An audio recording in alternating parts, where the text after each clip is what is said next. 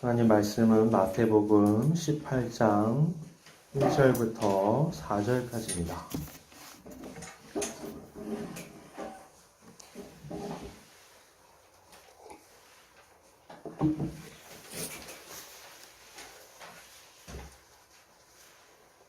공부하겠습니다. 그때에 제자들이 예수께 나와 이르되 천국에서는 누가 크니이까? 예수께서 한 어린아이를 불러 그들 가운데 세우시고 이르시되 진실로 너희에게 이르노니 너희가 돌이켜 어린아이들과 같이 되지 아니하면 결단코 천국에 들어가지 못하리라.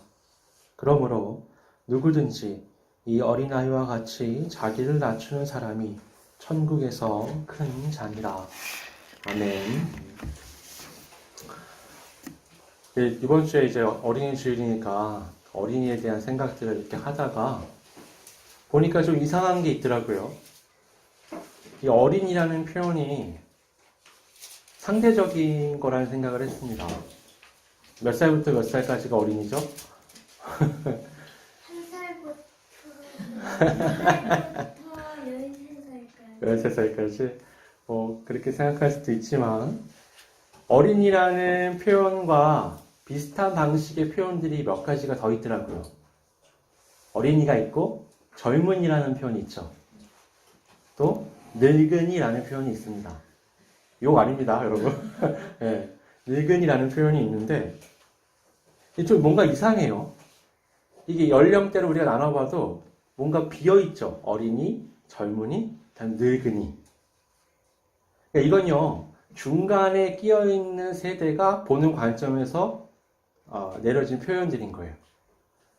그러니까 40, 50대, 지금으로 말하자면 40, 50대가 보기에 이제 어린 아이들은 어린이, 젊은 사람들은 젊은이, 나이가 많은 사람들은 늙은이, 이렇게 구분할 수 있는 겁니다. 그러니까 이게 굉장히 자기중심적인 표현인 거죠. 내가 봤을 때 저 사람은 너무 어리고, 저 사람은 설익었고, 저 사람들은 전성기가 지나갔다. 이렇게 표현을 하는 겁니다. 그래서요, 이 어린이, 젊은이, 이 늙은이라는 표현의 이면에는 중간 세대가 가장 힘이 있고, 똑똑하고, 능력이 있다는 그런 생각들이 숨어 있다라고 말할 수 있는 거죠. 지금은 수명이 길어져서요, 우리 중년에 40대, 이렇게 얘기하잖아요. 50대. 근데 과거에 기대 수명이 겨우 5, 60대일 때는 20, 30대가 중심 세대였습니다. 그래서 옛날에 한 100년 전쯤에 50대 사진하고요. 지금 50대 사진을 딱 갖다 놓으면요. 한 20살은 차이가 나는 것처럼 보여요. 완전히 할아버지더라고요. 지금 50대는 굉장히 젊잖아요. 지금의 어떤 성장과 노화의 정도를 한 3분의 2 이하로 압축해놔야 옛날 세대를 제가 표현할 수가 있을 것 같습니다. 그 시대는요, 모든 게 빨랐죠. 그래서 결혼도 10대에 하고, 아이도 일찍 낳고, 그러다 보니까 40대가 되면 자연스럽게 할아버지, 할머니가 되는 거죠. 그 시대는요, 당연하게 20대, 또 30대가 이 세대, 전체 사회의 중심이라고 말할 수 있습니다. 예수님 시대도 그랬어요. 그 시대도 기대 수명이 길지 않았고, 그 시대에도 중심되는 세대들은 20대, 30대였습니다.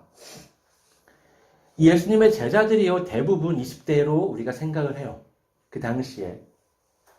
이 사람들은요, 가장 힘있고, 가장 똑똑하고, 가장 능력 있는 세대입니다.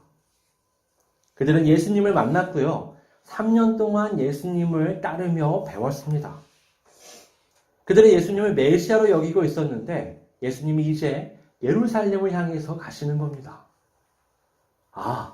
주님께서 곧 새로운 하나님의 나라를 이 땅 가운데 세우시겠구나. 머릿속이 바쁩니다. 사람이요, 능력이 없고 힘이 없고 지혜가 없으면 안 해요. 이런 게 있으면요, 열심히 합니다. 나이가 젊고 에너지가 넘치고 생각이 넘치니까 수많은 생각들을 하게 되는 거죠.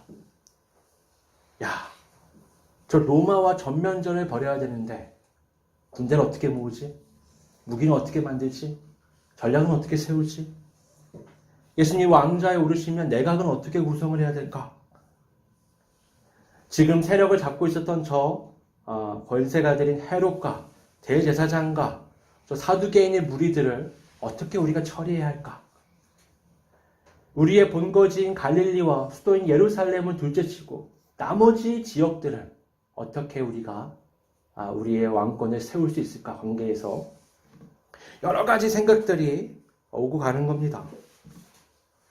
그들은 어린이, 젊은이, 늙은이와는 다르게 이런 것들을 고민할 수 있고 또 해결할 수 있는 능력이 있는 사람들이었습니다. 그런데 여러분, 이렇게 힘있고 똑똑하고 능력있고 열정 많은 사람들이 모아놓으면 일이 잘 될까요? 아주 쉽게 마찰이 일어납니다. 왜냐하면 서로의 생각이 옳고 나의 능력이 훌륭하고 그렇죠? 나의 뜻을 관철시켜야 되기 때문에 이렇게 모아놓으면 마찰이 꼭 일어납니다. 그리고 이러한 마찰은요, 꼭 자존심을 상하게 만듭니다. 특히 논쟁이 심해지면요, 문제 해결을 위한 논쟁이 아니라 이 자존심을 지키기 위한 논쟁으로 변질되어 버립니다. 그들은요, 이스라엘 사회의 중심이 되는 나이의 남성들이었습니다. 그들은 예수님을 중심으로 모였고 예수님이 분명히 메시아라고 여겼죠. 예수님이 분명히 왕좌에 앉으실 거라고 생각했습니다. 아무도 예수님의 자리를 넘보진 않습니다. 그들 사이에서 예수님은 넘볼 수 없는 분명한 존재예요. 그렇지만 넘버 2는 다르죠. 저들도 각자 무언가 공이 있지만 나도 못지않은 공이 있는 겁니다. 두 번째는 누가 될까? 세 번째는 누가 될까? 이런 생각들이 온통 가득한 거죠. 3년 동안 그들 안에서는요, 이러한 갈등이 계속돼 있었습니다. 그리고 예수님이 예루살렘 입성이 가까워지자 그것이 이제 전면으로 아예 대놓고 드러나기 시작하는 거죠. 하지만요, 아무리 자기들끼리 신경전을 벌이고 논쟁을 해봐도요, 이 문제는 해결되지가 않습니다. 왜요? 결정권자가 의중이 어떤지 그들이 알 수가 없기 때문입니다. 그래서 예루살렘 입성이 가까우는 이때 다들 씩씩거리면서 예수님을 찾아간 겁니다. 예수님, 천국에서는 누가 크니까? 이 천국이요, 순 우리말로 하면은 하늘나라죠. 그렇죠? 이 유대인들이 하나님을 부를 때요, 여호와라고 부르지 않습니다. 그 이름이 너무 거룩하기 때문에 이 주라는 표현에 아도나이로 바꿔서 불러요. 그래서 아도나이, 주님이라고 부르면서 여호와를 떠올리는 겁니다. 마찬가지로요, 하나님의 나라를 하늘나라라고 불렀었는데 하나님의 나라가 너무 거룩한 표현이기 때문에 함부로 부르지 못하고 천국이라고 하늘나라라고 부르면서 하나님의 나라를 떠올렸던 겁니다. 그러니까 그들은 지금 하나님의 나라, 이스라엘 땅 가운데 세우실 하나님의 나라에서 누가 큰 자가 될 수 있는가? 우리 중에 누가 큰 자이냐라는 것을 지금 주님께 묻고 있는 겁니다. 그들에게 예수님은 한 어린아이를 불러서 그들 가운데 세우시고는 이렇게 말씀하십니다.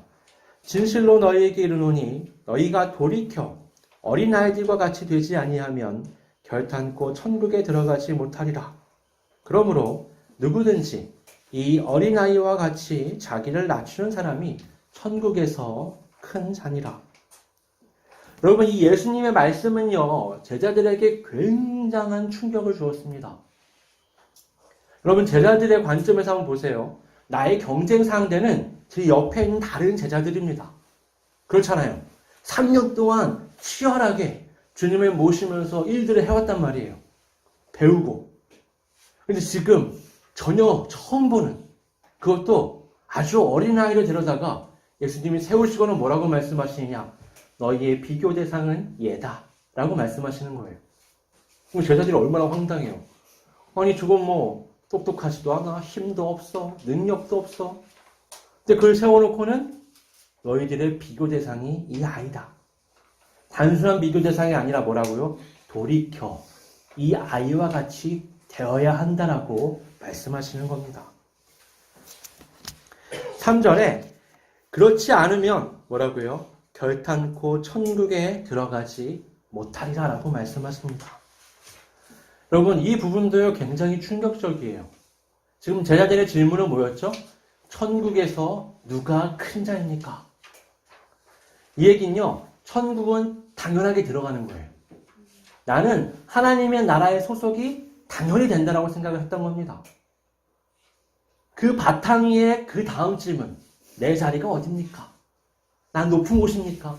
어떻게 해야 높은 자리에 앉을 수 있습니까? 이게 그들의 질문이었는데 예수님의 대답은 뭐냐? 야, 자리를 논하기 전에 우선적으로 니들 자신 한번 살펴봐라. 왜요? 너희들은 아직 천국에 들어가지 못했기 때문이야. 우선 중요한 건 천국에 들어가야지. 이 얘기를 지금 하시는 겁니다. 예수님은 제자들에게 돌이키라고 말씀을 하시죠. 돌이키라는 말씀은요, 지금 그들의 상태가 무언가 천국을 향한 길에서 벗어나 있다는 것을 의미합니다. 그들은 방향을 잃었고요.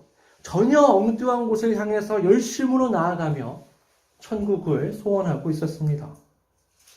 제가 고등학생 때요, 집은 분당인데 학교는 서울이었어요. 전학을 하기가 싫어서 서울로 학교를 계속 다녔는데, 왔다 갔다 이제 분당으로 이사한 지 얼마 안 돼서 서울로 학교를 가니까 제가 길을 잘 모르겠는 거예요. 워낙 길치인데다가 버스 몇 가지 외워서 다니는데 간 지 얼마 안 됐는데 그날 비가 굉장히 많이 왔습니다. 마을버스를 기다리는데요. 마을버스가 이제 몇 번이 있는데 하도 안 오는 거예요. 근데 이게 몇 다시 몇 이런 게 있잖아요. 그래서 제가 타려는 차 번호 뒤에 몇 다시 몇이 붙었는데 비가 오니까 또 잘 안 보여요. 이 노선표가. 근데 보니까 저희 동네에 비슷한 것 같아요. 가는 길이. 그래서 탔습니다. 타가지고 열심히 졸았어요. 그렇게 한 30분을 졸았는데 눈을 떠보니까 우리 동네가 아니에요. 전혀 엉뚱한 동네인데 분당은 분당이에요. 그쵸? 거의 가는 길이니까. 그래서 일단 내렸어요. 내렸는데 이 불행이었던 건 뭐냐면 차비가 없어요. 그게 마지막이었어요. 그리고 비가 오고 있었습니다. 더구나 차비가 있어도 문제가 됐던 게 제가 뭘 타야 가는지 잘 몰라요. 다행인 건 뭐냐? 여기가 어딘지는 알겠는 거예요. 우리 집이 어느 쪽인지도 알겠고. 그래서요, 2시간 동안 비를 맞고 집에 갔어요. 집에 딱 도착하니까 정말 물에 젖은 생쥐꼴이죠. 그래도 집에 갔잖아요. 빙빙 돌아도 집에 간 겁니다. 거기에 위안을 얻고 열심히 샤워를 했죠. 여러분, 제자들도요, 지금 뭔가 몰래 노선에서 벗어난 겁니다. 앞자리 번호가 비슷한데 뒤에 몇 다시 몇이 달랐다고 엉뚱한 데 간 거랑 비슷한 거예요. 분명히 예수님을 만났고요. 예수님 말씀을 들었습니다. 근데 언젠가부터 예수님이 가시는 길과 그들이 가는 길이 어긋난 거예요. 그래서 예수님이 어떻게 해요? 엉뚱한 데 가 있는 제자들에게 어린아이라는 표지판을 딱 들어서 보여준 겁니다. 야, 일로 와야 돼. 엉뚱한 데로 가고 있어. 어린아이를 이렇게 세우신 이유는요, 어린아이가 가진 특징 가운데 하나가 뭐냐? 겸손함 때문입니다. 이 제자들은요, 교만으로 물든 길을 지금 걸어가고 있습니다. 여러분, 교만은요, 성경을 통해 봤을 때 항상 사람을 죄의 길에 서게 합니다. 여러분, 아담을 한번 떠올려 보십시오. 선악과를 먹고 하나님처럼 되고자 할 때 욕심과 함께 작용한 게 교만이었습니다. 단순히 선악과를 먹고 싶다가 아니라 어떻게 해요? 그걸 먹으면 하나님처럼 될 수 있다잖아요. 하나님이 분명히 창조주시고 나는 피조물인데 마음이 교만해지니까 어때요? 내가 그 자리에 앉을 수 있다. 아니, 앉아야 한다라는 당위성을 스스로 갖게 되는 겁니다. 교만은 그렇게 사람을 자기 자리에서 벗어나게 만드는 묘한 힘이 있습니다. 예수님은요, 이 제자들에게 돌이켜 어린아이와 같이 되라고 말씀하십니다. 그들은 서로를 비교하면서 우월감을 느끼거나 상대적인 좌절감을 느끼거나 뭐 이랬겠죠. 그러면서 저마다 높은 자리에 오르기 위해 권리를 주장하고 대립했습니다. 여러분, 어린아이의 가장 큰 특징 중에 하나가 뭐냐? 자의식이 없습니다. 이 아이들의 겸손이라는 건요, 어른의 겸손하고 달라요. 어른들은 어떻죠? 내가 지식이 있지만 겸손해야 돼. 내가 힘이 있지만 낮춰야 돼. 내가 능력이 있지만 겸손해야 돼. 아이들은요, 그냥 지식이 없습니다. 힘이 없고요, 능력이 없어요. 그래서 내세울 게 없습니다. 그리고 자기 스스로가 어떤지 잘 몰라요. 그러니까 자의식이 없는 상태가 어린아이입니다. 한밤중에요, 제가 자고 있으면 방문이 한 번씩 열려요. 그럼 저희 막내나 둘째가 방문 열고 들어옵니다. 진짜 놀래서 왜? 이렇게 묻죠. 그럼 아이가 이래요. 아빠 나 오줌 마려워요. 밤 새벽 2시, 3시에 방문 열고 한다는 얘기가 나 오줌 마려워요. 그럼 화장실 가서 싸. 그럼 가요. 근데 이게 여러분 반복되니까 제가 답답한 거예요. 앉혀놓고 얘기를 몇 번을 했습니다. 밤에 쉬가 마려우면 그냥 화장실을 갔다가 침대로 가. 아이들은요 절대 안 고쳐져요. 그냥 와서요 방문을 열고 아빠 나 쉬 마려워요. 그럼 똑같아요. 쉬 싸. 그럼 가서 싸고 들어가는 거예요. 여러분 이게 왜 그러냐? 자의식이 없어요. 내가 어떤지 뭘 해야 되는지 그만큼 작은 거 하나까지 부모에게 아주 의존적인 거죠. 이게 어린 아이입니다. 여러분 예수님은요 이 어린 아이와 같은 삶을 사셨어요. 철저하게 자기를 비우고 낮추고 낮추셨습니다. 여러분 예수님은요 이 제자들이 바라는 것처럼 높은 곳을 향해서 가시는 게 아니라 가장 높은 곳에서 낮은 곳을 향하셨습니다. 그리고 인간의 몸을 입고 가장 처참한 자리에서 죽임을 당하셨죠. 그 십자가를 통해서 예수님은 죄와 사망의 권세를 깨트리시고 하나님의 나라를 드디어 완성하십니다. 이것이 진정한 하나님의 나라죠. 가장 낮은 곳에 계신 주님이 세우신 나라입니다. 제자들이 꿈꾸는 나라는요, 하나님의 나라, 천국이라고 말하지만 실상은 이스라엘 나라, 아니 더 좁게는 그들만의 나라입니다. 진정한 하나님의 나라는요, 어린 나이와 같이 자의식이 없는 자들이 소속된 나라입니다. 여러분 예수님이 어떻게 사셨죠? 성자 하나님으로서 이 땅 가운데 오셨지만 그 성자 하나님으로서의 모든 것을 인간 예수 뒤로 숨기셨습니다. 아버지의 뜻대로 오셨고 아버지의 말씀대로 말씀하며 사셨습니다. 성자 하나님으로서 능력이 충분히 있지만 성령의 의지에서 성령의 능력으로 모든 공생애를 사셨습니다. 그렇게 예수님은요 마치 어린 아이처럼 자신의 것을 모두 없는 것처럼 여기시고 이 삶을 사셨던 겁니다. 착각의 늪에 빠져 자신들의 렌즈로 그 예수님을 바라보면서 엉뚱한 나라로 가고 있는 이 제자들에게 예수님은 나를 온전히 따라오라는 의미로 어린아이를 내세워서 표지판으로 그들에게 보여주셨습니다. 그리고는 돌이키라고 말씀하시죠. 너희들의 그 야망, 너희의 꿈, 너희의 세상 그런 게 아니야. 거긴 하나님의 나라가 없어 라고 말씀하시는 겁니다. 나의 욕망을 쫓아가는 삶에는요 하나님의 나라가 없습니다. 도착할 수가 없어요. 길이 완전히 다릅니다. 제가 중고등부 수련회를 가서 애들이 막 2박 3일 열심히 막 예배하고 찬양하고 막 이렇게 감정이 고조되잖아요. 그때 얘기합니다. 천국에 가고 싶냐고. 다 가고 싶다고 얘기하죠. 얘들아 천국은 매일 하나님을 예배해야 돼. 애들이 갑자기 표정이 어두워져요. 이게 무슨 소리지? 천국은 좀 즐거운 것 아닌가? 천국은 좀 편안한 것 아닌가? 천국은 나를 좀 행복하게 해주는 것 아닌가? 이런 나의 파라다이스를 천국이라는 어떤 것을 씌워놓고 쫓아가는 게 우리들입니다. 아니요, 천국은 하나님의 나라입니다. 하나님이 높임 받으시는 곳, 하나님이 예배 받으시는 곳, 하나님이 주인공이 되시는 곳이 하나님의 나라죠. 거기에 가서도 우리가 행복한 건 우리가 본래 창조의 목적을 회복한 존재이기 때문에 참 행복과 만족을 누릴 수 있는 겁니다. 죄에 물든 욕망의 상태에서 나를 충족시켜주는 나라를 꿈꾼다면 충족이 되지 않을 뿐더러 거기엔 하나님의 나라에 도착할 수가 없습니다. 예수님은 4절에 이어서 이렇게 말씀하십니다. 그러므로 누구든지 이 어린아이와 같이 자기를 낮추는 사람이 천국에서 큰 자니라.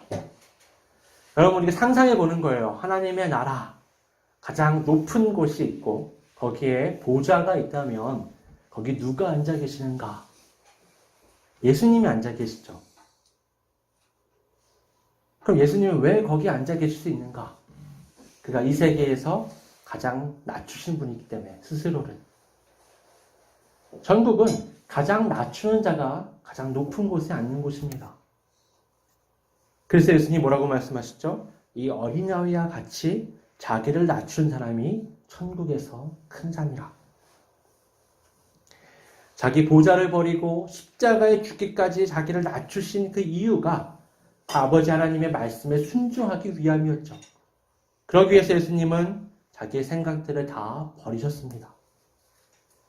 여러분, 이게 저절로 이루어지는 게 아니죠. 겟세마네 동산의 예수님의 기도를 우리가 보게 되잖아요. 땀방울이 핏방울처럼 변하는 것 같은 그런 처절한 기도의 과정을 통해서 나의 뜻을 아버지의 뜻으로 변화시키는 겁니다. 그것이 우리가 쫓아가야 할 어린아이와 같이 나를 낮추는 신앙의 삶이라고 말할 수 있습니다. 그 끝에 천국이 있고 그 끝에 천국의 높은 자리도 있는 거죠. 예수님께서 제자들에게 이 어린아이를 내세우신 것은 지금 그들의 사고를 뒤집어 엎으라는 겁니다. 거꾸로 뒤집어서 세상을 바라보지 않으면 하나님의 관점이라는 것을 절대 가질 수 없다는 겁니다. 우리는 자꾸 높이 올라가려고 해요. 더 강해지려고 합니다. 더 빨라지려고 하고요. 더 많은 것을 소유하려고 합니다. 하지만 그것은 하나님의 나라에서 통용되지 않는 방식입니다. 며칠 전에요. 또 어떤 대형교회 사고가 있었습니다. 심각했죠. 3시간 동안 폭력 사태가 일어나가지고 사람도 다치고 교회 기물도 파손되고 어떻게 마무리가 됐느냐? 신고를 받고 출동한 경찰 때문에 마무리가 됐습니다. 이 원로 목사님파와 담임 목사님파로 나눠져가지고 첨예한 대립이 있는데 뭐 때문에 대립을 했느냐? 뭐 때문에 이 난리가 났느냐? 당회 구성을 놓고 당회에서 큰 결정권을 가지니까 그 당회에 4사람을 집어넣으려고 하다 보니 이런 사태가 벌어진 거예요. 제가 충격을 받은 건 그 사건 때문이 아니라 그런 사건은 종종 일어나니까 그 사건 밑에 달린 댓글 때문이었어요. 첫 번째 댓글이 뭐였느냐? 원로 목사님, 담임 목사님, 예수님 믿으세요. 제가 그걸 보고 너무 충격을 받아가지고 그 글을 쓴 사람이 믿는 자인지 안 믿는 자인지는 모르지만 그 교회 사태, 그 목사님들의 행동 속에 예수 그리스도가 전혀 보이지 않았다는 걸 그들도 알고 우리도 아는 겁니다. 여러분, 마르다와 마리아의 사건도 기억하시죠? 예수님이 오셔서 말씀을 전하시는 그 자리에 마르다는 엄청 바쁩니다. 왜요? 예수님이 오셨잖아요. 최선을 다해서 뭔가 하고 싶은 거예요. 음식도 준비하고 하고 있는데 마리아는 예수님 말씀하시는 그 앞에 그냥 가만히 앉아 있는 거죠. 얼마나 짜증나요. 얼마나 화가 나고. 근데 예수님은 또 가만히 계세요. 그러니까 좀 어때요? 편 들어달라고 손 들고 얘기하는 겁니다. 주님, 그 마리아 시켜서 좀 일로 오라고 얘기 좀 해주세요. 우리 음식 좀 준비해야 되는데. 예수님 뭐라고 말씀하시죠? 너는 네가 중요하다고 생각하는 거 해라. 마리아는 마리아가 중요하다고 생각하는 거 하니까. 그리고 진짜 중요한 건 이거야.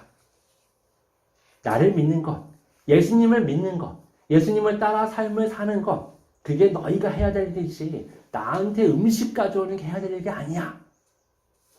여러분, 예수님이 십자가를 지심으로 우리가 믿음으로 구원을 얻는다는 건요, 우리가 할 일이 별로 없다는 겁니다. 믿는 거 외에는. 예수님이 다 하셨잖아요. 꼭 당의 구성을 잘해가지고 내가 생각하는 정의, 내가 생각할 때 세워져야 할 교회의 모습, 내가 생각하는 하나님의 나라가 이 땅 가운데 건설이 돼야 뭐 좋은 일이 일어나는 거냐? 아니요. 내가 하나님을 온전히 믿는 건 예수 그리스도의 본을 따라 어린아이 같은 삶을 살아가는 겁니다. 오히려 내가 갖고 있는 그 생각 버리고, 내가 갖고 있는 그 힘을 버리고, 내가 갖고 있는 그 많은 것들을 내려놓고 말씀을 쫓아서 순종하여 삶을 살아가는 것. 그래야 용서하고 품어주고 섬기고 사랑함으로 온전한 공동체를 이루는 게 예수님의 뒤를 따르는 참 신앙인의 삶이라고 말할 수 있는 거죠. 교회는 하나님의 그림자입니다. 우리는 그 그림자 안에서 하나님의 나라를 향해 나아가는 그리스도인들입니다. 우리는 실수가 많아요. 그럼에도 우리는 하나님의 나라를 추구하며 나아가는 사람들이어야만 합니다. 만약 우리가 예수 그리스도라는 표지판을 잃어버린다면 우리는 이 본문의 제자들처럼 각자의 이상과 욕망을 내세우면서 마치 그게 하나님의 나라인 것처럼 하나님께 강요하고 사람들께 강요하며 충돌과 반목과 분열을 일으키는 사람들이 될 수밖에 없습니다. 어린이 주일을 맞은 오늘 어린이를 표지로 내세우신 예수님을 우리가 떠올리면서 우리의 모든 욕망, 나의 생각, 힘, 많은 것들에서 돌이켜서 천국을 향한 여정을 계속해서 나아갈 수 있기를 주님의 이름으로 축원합니다. 우리 이 시간 말씀을 생각하면서 함께 통성으로 기도하겠습니다. 아버지 하나님, 우리는 지혜롭다 스스로 여기고 능력 있다 스스로 여기고 나의 것이 옳다고 여기지만 또 때로는 그것들이 하나님의 것이라고 착각하지만 그것 때문에 나는 높아지려 했고 그것 때문에 사람들의 상처 주었고 그것 때문에 내가 속한 곳에 분열과 반목이 이루어지기도 했습니다. 아버지 하나님, 똑같은 마음의 자세, 똑같은 문제를 겪었던 그 제자들에게 예수님이 세우셨던 어린아이를 통해 말씀하시는 것이 무엇이었는지 우리는 오늘 알았습니다. 주님, 우리 앞에 분명한 표지 예수 그리스도의 십자가가 있습니다. 하나님의 보좌를 버리시고 낮고 낮아도 가장 낮은 곳에서 하나님의 나라를 세우신 하나님의 나라의 보좌에 앉으신 주님을 떠올리며 이 시간 돌이켜 온전히 천국을 향한 길을 걸어가려고 합니다. 아버지, 나의 생각, 내가 옳다고 여기는 수많은 것들, 나의 감정들, 나의 지식들, 나의 상식들을 내려놓고 말씀이 중심이 되는 삶, 말씀이 상식이 되는 삶, 말씀이 능력이 되고 말씀이 내 삶의 중심이 되며 내 모든 선택의 근거가 되는 삶을 살아가려고 합니다. 그래야 나의 모든 자의식이 사라지고 마치 어린아이처럼 나의 삶이란 작은 모든 것까지도 말씀에 비추어 온전한 삶을 살아가기를 소원합니다. 성령 하나님, 우리의 생각과 마음을 붙잡아 주시고 온전한 사람이 되어 온전한 그리스도인이 되어 이 구원의 길을 걸어갈 수 있도록 이끌어 주시옵소서.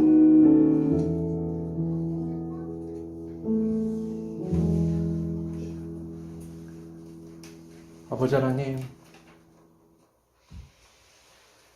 내가 생각하기에 좋은 것들, 내가 생각하기에 그럴듯한 것들을 하나님의 나라로 여기고 스스로를 속이며 사람들과 하나님께 강요하는 것이 아니라 그 모든 것을 내려놓고 하나님의 말씀에 내 자신을 비추어 그 길을 온전히 걸어갈 수 있게 하여 주옵소서.